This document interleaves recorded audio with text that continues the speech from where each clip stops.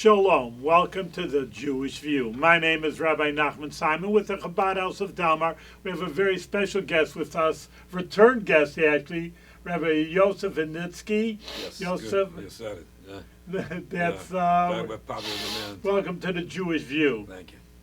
Listen, that you talked about many things, and we wanted to talk something that most Jews don't know about: their obligations to the non-Jews. And so I want you to talk about that. There's 7 mitzvahs of the non-Jews. Right. You'll say, all right, again, you have to eat like a filter fish, a chicken soup.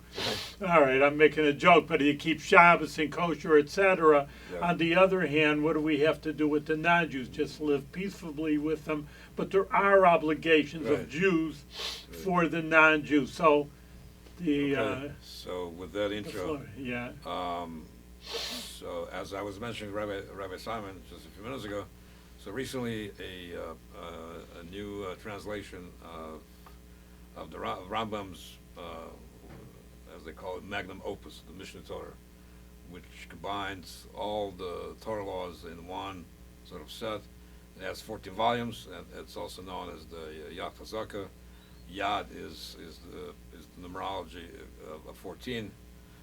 The last volume, the last volume is called Mishpatim, and the very last halachas, the very last dinim, laws, have to do with fighting wars, appointing a Jewish king, and the very last portion of it talks about the Messiah, Mashiach.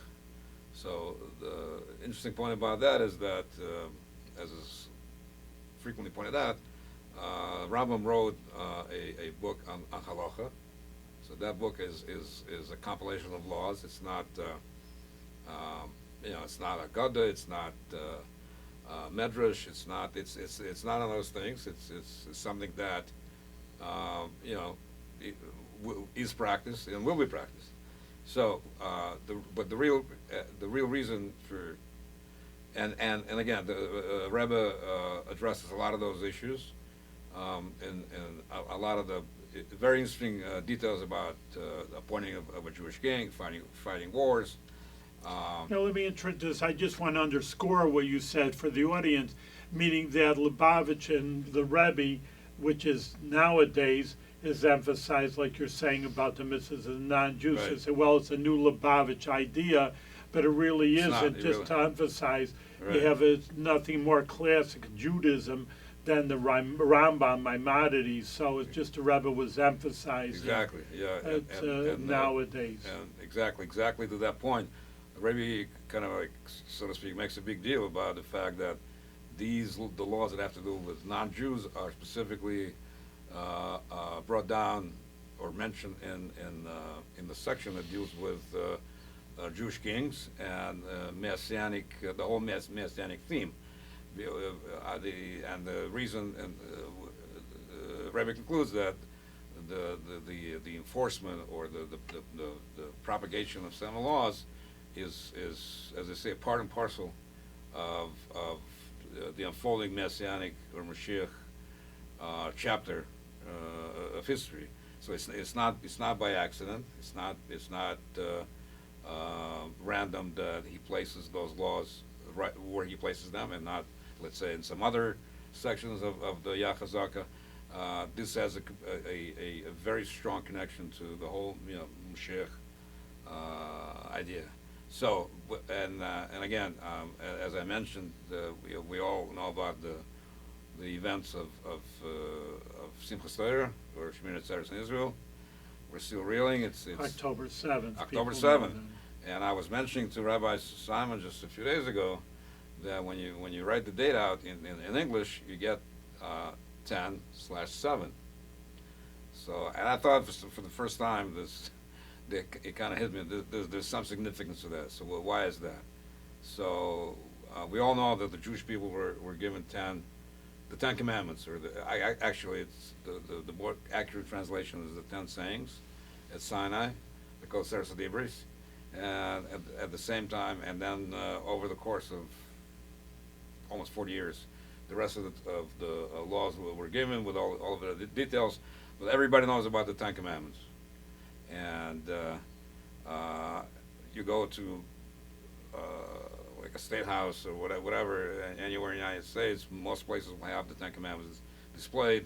A lot of non-Jewish schools have them and so forth, the parochial schools. So obviously this is a pretty significant element in people's, so to speak, God awareness. But the truth is, those 10 really have to do with the Jewish people, and not so much with non-Jews. How so? So there's something that's called the 7 Noahide laws. And again, back to that theme of 10-7. So the 7 Noahide laws are not quite the same as the Ten Commandments, although there is some overlap. So just a brief sort of history. Rambam writes, Maimonides, that 6 laws were given to Adam and Eve, right at the beginning of times. A 7th law was added, the permission to kill, to eat meat. In other words, what it was before, if you were clamoring for a hamburger or a steak, right, you couldn't get it. You have to wait for a couple of animals to kind of like tear each other apart. Then you could pop out of the woods and with a fork and knife and eat it. So there was a prohibition, and this mostly has to do with Kabbalistic and mystical reasons, and also the world prior to the flood was very different than it was after the flood. So that was off the table. After the flood, a 7th commandment was added, which was the permission to eat meat, to eat meat, but with the proviso that animal had to be killed, slaughtered humanely. Sort of like the kosher slaughter, but not quite, because kosher slaughter really only applies to Jewish people. And again, the 6 were given to Adam, the 7th one was added to Noah. But to go back for a second, the sort of like the interplay between the 10 and the 7. So when you look at the Ten Commandments, the first one says, Hashem, I'm God, your God, who took you out of the land of Egypt. And so obviously this is only applicable to Jews, or somebody who converts to Judaism, and they automatically kind of like get to identify with that idea. The second law, there's not going to be any other gods. That kind of like jives with what a Ben Noach, a non-Jew, has to do. In other words, it's sort of like a prohibition of idol worship. The third one is not to take God's name in vain, which is also okay, so to speak. Now, when we get to number 4, it gets interesting. It's Zochus Yom HaShabbos, right? Remember and keep the Shabbos day. So that doesn't apply, and the question is why. We commonly think of Shabbos as a day of rest, which it is. Of course, you slave like crazy the day before, but on the day itself, you take it easy, right? So the question is, and it's commonly misinterpreted as just a day of rest. It's not just that. It's that, but it's not just that. There's sort of like a division of labor. What God expects from the Jewish people and from the non-Jewish people. So for the Jewish people, Shabbos, Sabbath, it has it's one event. It has 5 different names. It really means cessation, Shavuos, the stoppage, so to speak. So that is called in Jewish law an ois, a sign. It's a sign, sort of like a very close relationship between God and the Jewish people, and others can be aware of it, but they're not. It's not for them. And so the Sabbath. So it doesn't mean that a non-Jew should slave 7 days a week. That's not what that implies. Obviously, they need to rest and so forth, take a break, but to designate a separate day to commemorate God's creation of the world, God's cessation from creating or creating on a different level, that's out. And the Rambam cites another rationale for that is that non-Jews are not allowed to create their own festivals, their own holy days, or religions. Because why? Because it takes away from their mission. which is spelled out in the 7 Noahide laws. And I'll go through them in a second.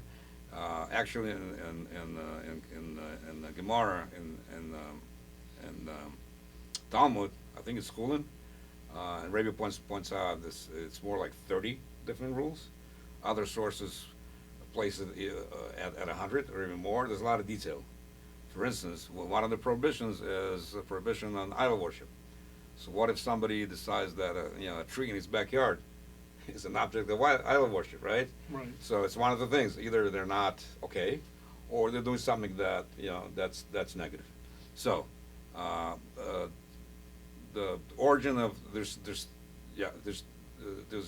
the main sort of starting point for the 7 laws is in Chumash Bereshis, is in Genesis, in the parsha in the chapter of Noah.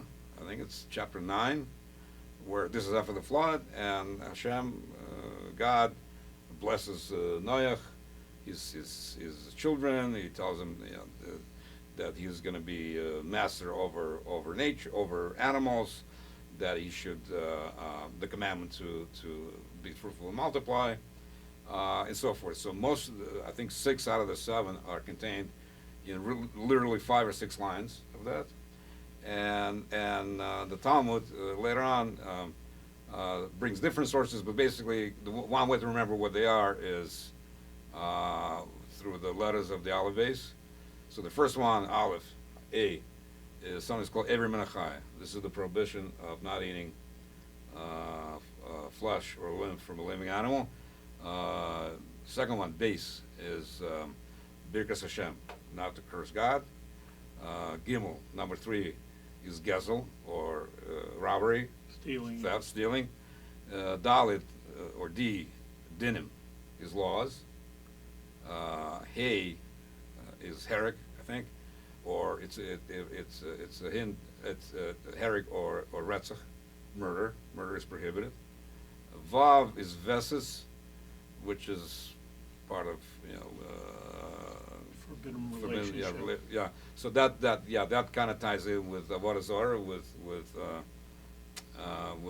idol worship, and Zayin is Znus, or actually Zayin is immorality.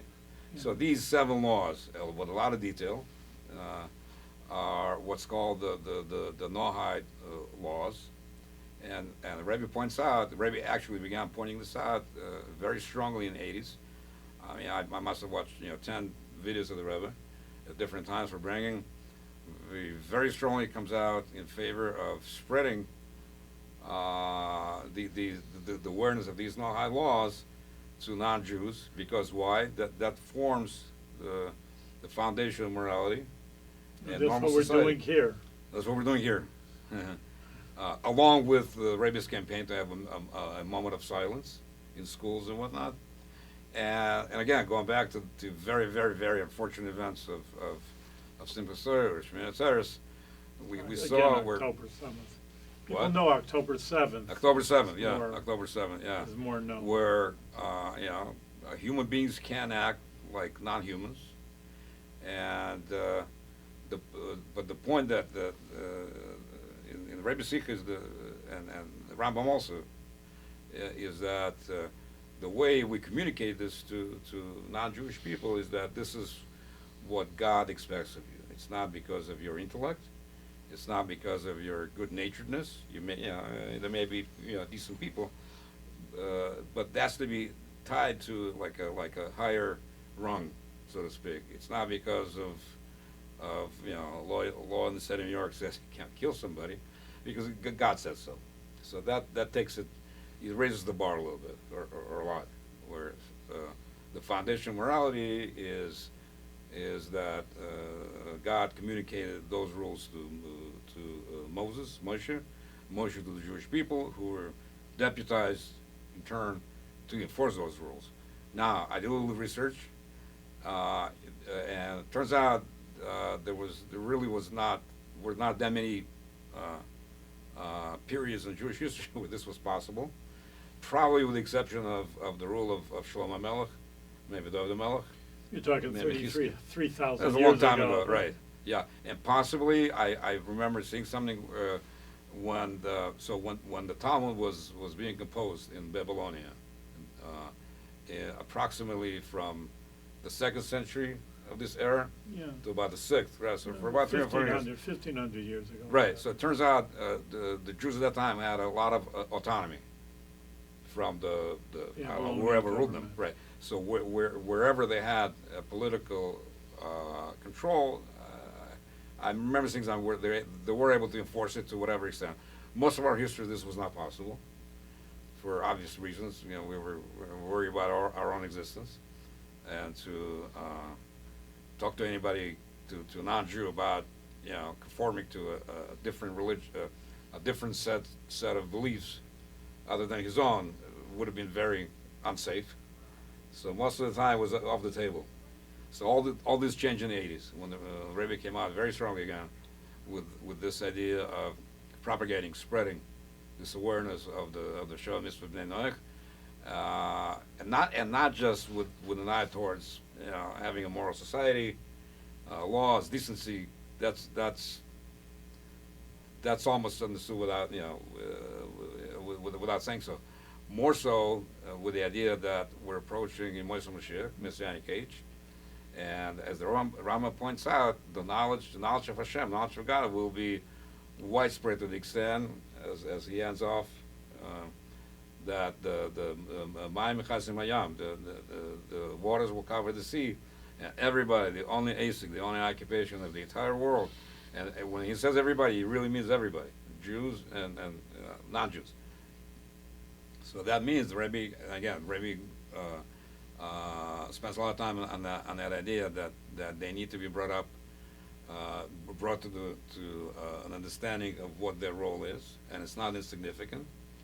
To the extent that a non-Jew who observes the 7 laws with the idea that they really come from God and not because of his own intellect, so such a non-Jew is termed one of the Hasidim, one of the righteous of the nations. To the extent they get a share in the world to come, and the resurrection. You know, I just want to underscore to you that, I mean, it sounds, you know, obviously it's very nice, but I mean, compare and contrast, you see how incredible that is. Because if other religions, if you're not in their religion, you're really going to burn. You're going to go to purgatory. Where here you're seeing the attitude of, what does Judaism say? You know, well, if you're not Jewish, you know, then burn. No, it doesn't say that. You just actually told us that for non-Jew keeps their mitzvahs, that doesn't mean they're Jewish, and it means, like you just said, they should not keeping the Sabbath and kosher laws, etc. Still, so okay, well, you're no good. No, it doesn't say that. The Rambam says clearly, as you just said, I'm just underscoring it, that they will get the next world, that they're functioning the way they're supposed to be, and there's nothing wrong with it, that they're not Jewish. The Jewish people have a certain set of laws because they are the teachers of the people, we're the transmitters teaching of that idea. Well, that's what we're doing here, but transmitting. But that we're not saying we're not missionizing and saying, well, now come to be Jewish because Judaism is so nice. Just saying, just be what the best that you could be, so to speak. We're not missioning. We're enlightening people that are not Jewish as to what is expected of them, what are they here for, and how to go about doing it. Now, Rebbe touches on this aspect of sort of like this propaganda.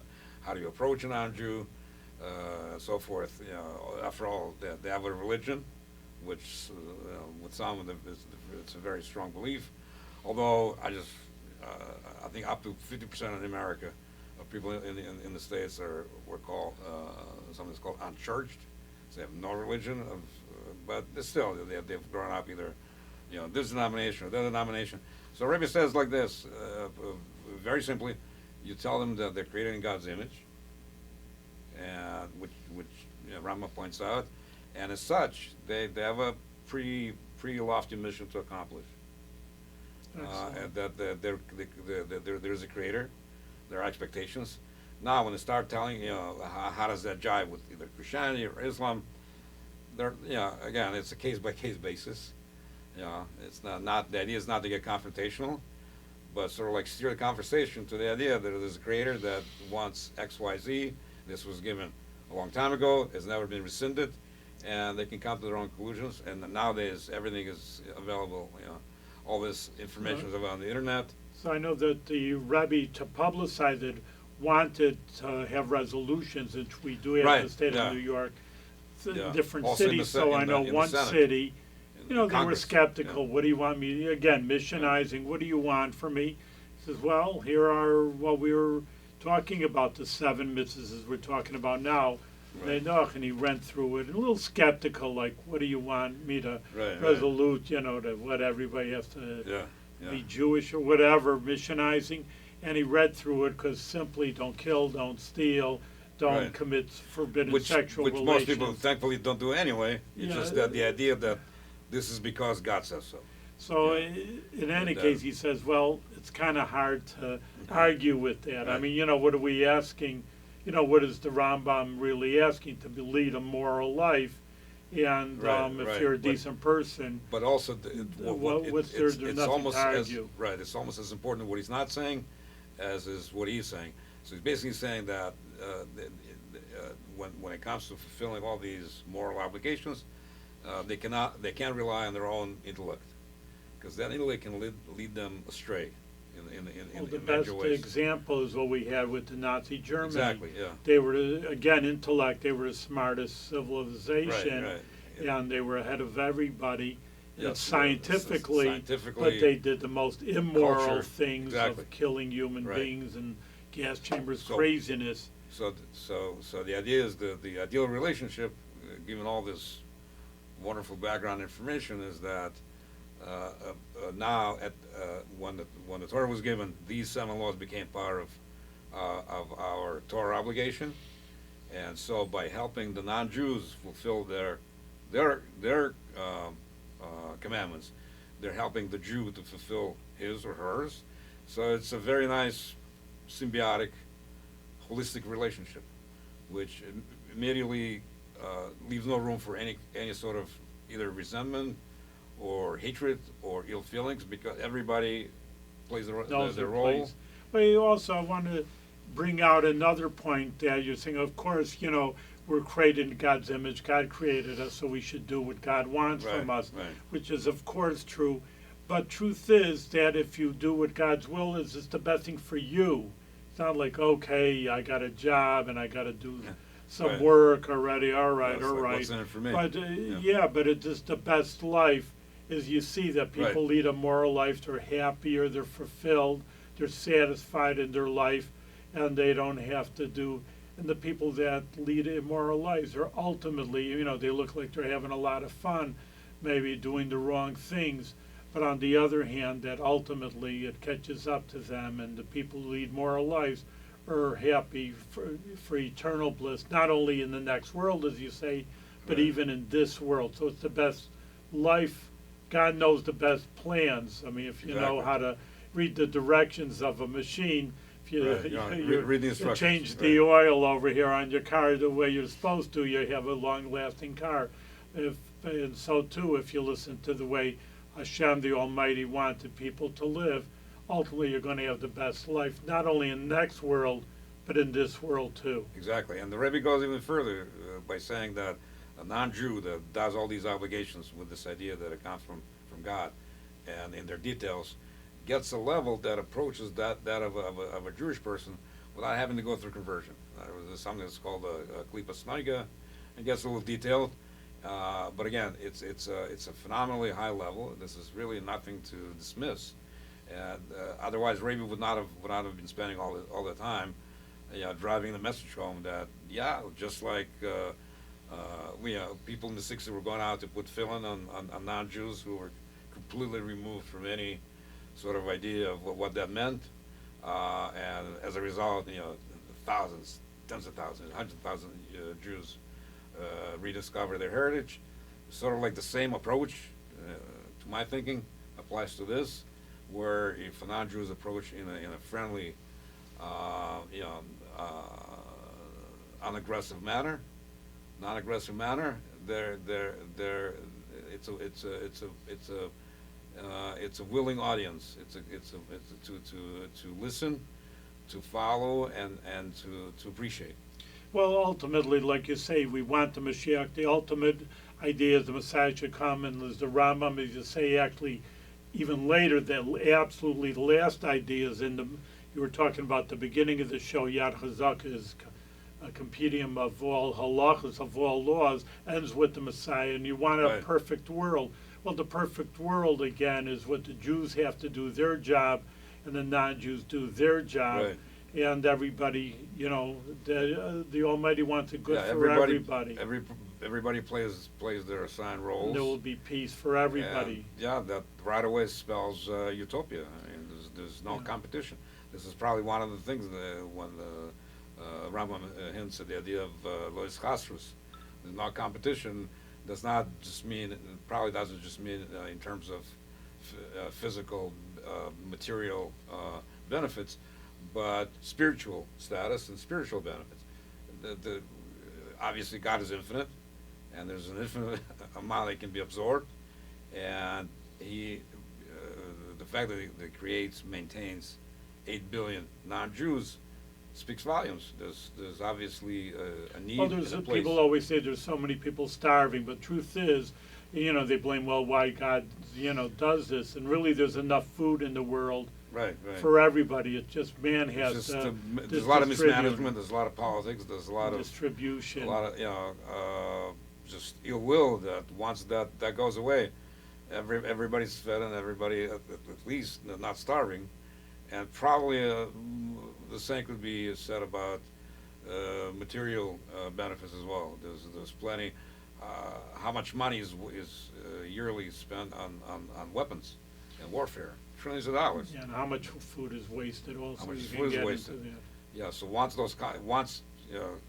ideally when people realize what their mission is, what their role is, right away, even right now in the physical, in the present, given with the resources that we have, you could have a Mashiach-like world overnight. All right, listen, you're always enlightening to us, so always glad to have you come back and Thank you. just give over the ideas of the Torah, not only for the Jewish people, but Right. this show that there is Torah education for the non-Jews, and again, and there's a lot to know. There's a lot to know. It's not. It's Yeah. it's Well, I not. know. Yeah, it's not like a minimalistic kind of like Simplistic, fourth grade. simplistic. There's a lot of detail. A lot to the extent that I think Rebbe points out that even part of the Tanya is Shar Yichud Ve'emunah, which is a very second very high part of level. Tanya. Second part. This is a very very high level Kabbalistic work.